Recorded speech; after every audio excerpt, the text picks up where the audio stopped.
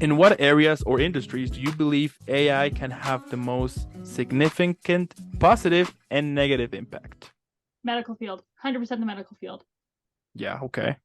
I am all for AI in emergency rooms. And not now, but I was talking about this with my parents the other day because Hmm. we're kind of all reassessing our career paths. Like I know Yeah, outside of acting, like I do psychology and I'm studying to be a counselor. But even that, like how long until AI takes that, yeah, right? So of course. one of the things that I thought would have been great would like you've gone to an emergency, like how long are your emergency wait times when you go to emergency at a hospital? Uh, could be an hours, could be hour, two Yeah, like hours. I mean, depending. For example, here in Mexico, if you go to the, to the what is it called, to the free hospital, let's say, the one that you pay tax and you have free medical insurance and things like that, you tend to wait like around an hour, and you need to talk with people and you need to move around so you can have, so they can quickly see you. But unless that you're basically on the brink of dying, then yes, they will take you immediately. But if not, they will assess real quick and be like, no, you're fine, you can wait like an hour. So let's say like around an hour, 2 hours most of the time. that's so cute. It's never that short here. It's like No, minimum 4 hours. If you're if kidding you're me. sick and you're going to the hospital, you bring a book, like bring something because like you're there for Wow. at least 3 to 4 hours. And it would just I feel like it would expedite the process to have, and I'm not saying replace our triage nurses. I'm saying Yeah, yeah. have something there that can do what they do for you so you can have more people on the floor, right? Like Makes sense. Yeah, yeah. work with it. Don't, and this is what I'm worried about with AI is, and people always doing cutbacks. It's like if we have this, thing that's supposed to help us, it's supposed to work with us, Mm-hmm. not for us. Like if there are 5 doctors on the floor in the emergency that night and you have AI helping you to relieve, some of the work duties, keep those 5 doctors. Don't move it down to 3 just because you have this other entity, Okay. right? Like have it so we're still within like whatever budget we're in, but it's not as stressful, right? You don't have everyone running to different rooms. You have something else that's helping you assess and, you know, tell somebody like, okay, Mm-hmm. based on your like readings, this is what we think, or your priority level, or where we think you are on the Yeah. rate of risk, right? Like I think having something like that that can help you during your shift so people aren't as rushed or burnt out and tired, that's where AI would really help. And hopefully we're not waiting 4 hours. Wow, 4 hours. I didn't know that. That's crazy. I mean, here, yeah. I mean, if you make an appointment, probably like around 30 minutes you have to wait. But if you don't have, but if you haven't made an appointment and you go there because something happened, you need to wait around an hour, 2 hours, maybe a little bit more, depending. If you go in the morning, you're gonna be able to go fast. But if you go past afternoon, yeah, it's gonna be a little bit longer. So, but yeah, I didn't know that for you guys was 4 hours. That's crazy. Oh yeah, the last time I had to go, I had this weird thing that whenever I get a virus, I just get a full body rash. It's very common in children. I Okay. think I must have a Interesting. young spirit. I don't know. Mm-hmm. But I've gotten it quite a few times. And so the last time I went, I was like, I have a fever and I look like a lizard. And I think I was like a 3, which is like in the middle. Like it's not, we don't want to send her home, but at the same time, like if somebody Yeah. else comes in, we'll look at her first. Sorry, look at them first. And I was there for, yeah, like 3 hours, just waiting to be brought into the back to be seen by a doctor. And then it took even longer for the doctor to come, right? Like, and I Mm-hmm. work with kids and I've had to take them to the hospital and stuff before, and we're waiting sometimes upwards of 8 hours. Like it's such a long time, and it would be so nice to see how AI could help alleviate the stress that our doctors and nurses are going through Mm-hmm. because they're doing God's work. Like I'm not taking away from them at all, but I think if there's any place where we could use it for good, it would be there. Yeah, that's true. That's true. Yeah, it's crazy in there. One time I went to the emergencies on a Saturday night, I remember. My father fell off the stairs and basically broke his call and was bleeding a little bit. But anyway, so we went to the ER, and yeah, it was basically looking like a war zone there. But most of the people there were just because of alcohol, and they were like, I remember like around 20, yeah, like around 20 people who were like ahead of us, that they were needed just just like quick stitching, you know. And I remember that I was just thinking about like, would it be cool that at some point would be like a, you know, like an AI or something like that that could actually help those situations. So then the nurses who are working on that can focus on into other stuff, you know, who are actually like more I wouldn't say important, but you know, like have like a more serious matter, you More know. like threatening kind of thing going Yeah, on. exactly, yeah, and could actually help in that, and then you will be using those people into something more, you know. So yeah, I do hope that we see it as a tool and not to make the job for us, because that is what is gonna, I mean, that is what is happening recently, right? But anyway, and what do you think are some of the negative impacts of the whole AI stuff? I kind of touched on it in my first answer, having AI replace people. Yeah. And we're seeing that in every industry, right? Like we're Yeah. seeing it with the writers. We're Mm-hmm. seeing it even with actors. Like the other day, I can never say her name right. I think it's Audition Prala is her Instagram. Mm-hmm. And she shared a thing, and I think it's called Central Casting. Mm-hmm. And they submitted this contract that basically says like we will have the rights to use your likeliness if we so choose.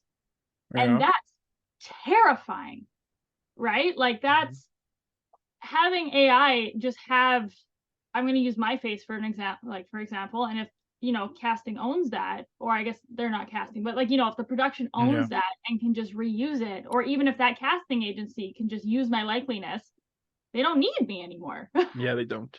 Right? Like I don't want to be replaced. Like everyone acts for the craft and stuff, and same with writers too, right? Like if you go into Chat GP, is it GP? I haven't like You haven't used it? ChatGPT. I have not used Chat. The only AI I have used is the Snapchat AI.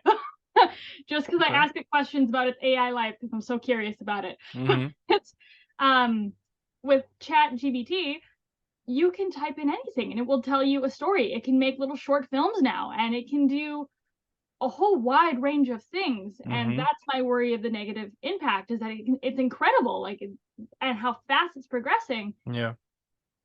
But is this now like a time block for everyone else that works in that field or in other fields like Yeah. programming? Programming has already kind of gotten like wiped out because AI can do that. Yeah. Yeah. You can totally design a program with it with ChatGPT, by the way, and it will throw you results. You can even try different sentences in languages, and then translator went up as well. I mean, there's so many fields now that I'm thinking about that basically ChatGPT has replaced. And yes, you get results in a matter of seconds. And I've I'm not gonna lie, I used it for a while because I was curious about the whole thing, because everyone was like, "Oh, you need to use it, you need to use it." So I checked it out, and yeah, it was pretty cool. But you know what? What made me at the end of the day, it started to make me feel like useless. You know what I mean? That now there is no need for me to actually research for something, you know, and find multiple stuff and go here, go there, you know. Now you just type something and boom, problem solved. And at least to me, I mean, it ended up making me feel like a little bit useless, because I was like, when like that feeling when you found the answer you were looking for, you know, like that feeling, you were like, yes, that's perfect. It it's gone because now you just got it quickly, you know. And I've been checking around throughout a bunch of AIs, and what gets me terrified is when you read the whole terms and conditions. That's when the scary part becomes, because they're basically telling you, we're going to use your information, we're going to use your voice, we're going to basically be taking pictures here and there, whatever information you share to the AI, we're going to take it in order to continue increase, you know, our program. And also we'll be constantly tracking every single other social media that you use, you know, like your whole movement on your phone or your computer, you know. So we can see so we can be checking about advertise. I mean, it's crazy. And it's a shame, that most people haven't. I mean, let's be honest, whenever you want to download an app or whatever, you just you don't care about the terms and conditions, you know. But when you actually read them, as I said, on this whole AI stuff, it's crazy. The other day I was also checking the story about this guy who appeared in this Disney show, and he was literally saying that during this whole scene, you know, with the main actor, you can see him walking behind him, and a couple of seconds later you will see other guy passing him, but it's the same guy, but it's just an AI who put his face could be like, like to be moving around. And the thing was, he didn't receive anything of it, And that's the thing, right? Like that's Yeah. what they used to do is they used to tile. So if they had a bunch of people coming in to be extras or background for the day, Yeah. we'll say 50 for fun, and the scene is like some sort of speech, and there's Hmm. supposed to be 300 people there. What they used to do is they used to what they call tile the background, and they would have everyone stand here. Yeah. Then they'd move them back here, and they'd switch them around so everyone's not in the same spot, and then they'd film a little bit of it here, and then move it here, do the same thing, and then move it back. So eventually, when they put the shots together, they have a whole bunch of people Hmm. that makes Hmm. it look like there's over 300 people, right? But Yeah. people are still there and they're still getting paid, right? Like they're still working. There's still a whole process there. But if you just have AI just do all that, that 50 people, they're out, right? Yeah. Like that's a horrifying thought. Yeah. Yeah. It's like, do you remember this film? I mean, it's I mean, do you saw the Lord of the Rings, right? The whole trilogy. Hmm. Okay. So in the last one, Return of the King, when they gathered the whole Rohan army and things like that, I was the other day reading that Peter Jackson hired a bunch of people who were fans, making sure that, I mean, he makes sure that they were fans so they can be right, so some of them would be writing. Of course, that some was CGI as well. But I was wondering, because I watched that film recently, and I was like, what will happen if all of those faces you saw there weren't real? We're just by AI faces just putting there randomly, and they will get the job done, and you can just put just one actor to do like the main scene, and the rest of them, be CGI with AI stuff, and nobody would, perhaps the audience wouldn't quite care. But I think that is a problem when audience should care and be like, you know what, we're having this entertainment. But at the end of the day, if it wasn't for actors, we wouldn't have all of this content we have right now, movies, TV shows, plays, whatever, like all of that. So yeah, You it's know what crazy. really bugs me? Like really, really bugs me? What? In every acting class I've ever been in, there's a feeling you get, Yeah. right? And there's like a whole process that they get you to do. But when you watch that final scene, if the actors are doing it right and if they're in the moment and they're connected, the air shifts and it True. changes with the scene. And you can see it happen in a movie, right? That's why, like, I went to go see Barbie, I think last week with my mom. Yeah. And there were points where, like, I don't normally cry during movies, but my eyes were starting to well up and I didn't know why. And I'd look over, my mom's just bawling. Like, it's what's going on the screen, right? Like, there's Yeah. a connection there and you can feel it, Hmm. right? And I'm sure we can get that with AI. We have, we've all seen Wall-E. We all cried over that robot too. Yeah. But that's what makes this craft beautiful. And if you take away the people that, make that in that moment, it's so fulfilling for the actors, but it's also just an all-around experience that you're replacing with something artificial, Hmm. which as an actor really does bug me because that's what makes performance beautiful. Totally. And it's like, I don't know, and nothing against plastic flowers, but I would still rather like, receive a real flower over one Yeah. like from the dollar store. And that's what I compare that to. Yeah. Yeah. I had an argument the other day with a friend of mine, because he was telling me, like, come on. I mean, there's no way an AI can replicate the human touch on things, right? And I was like, well, maybe not right now, but in a couple of years it will, and also I was checking that has affected musicians as well. I remember that like a month ago, there's this there's this artist who got into a trouble with his label because they released a song, so the label went like, what the hell are you doing? And then he was like, no, I mean, it's my voice, yes, but it's not me. Turns out that somebody else used an AI to replicate his voice to make it to the chorus for a song.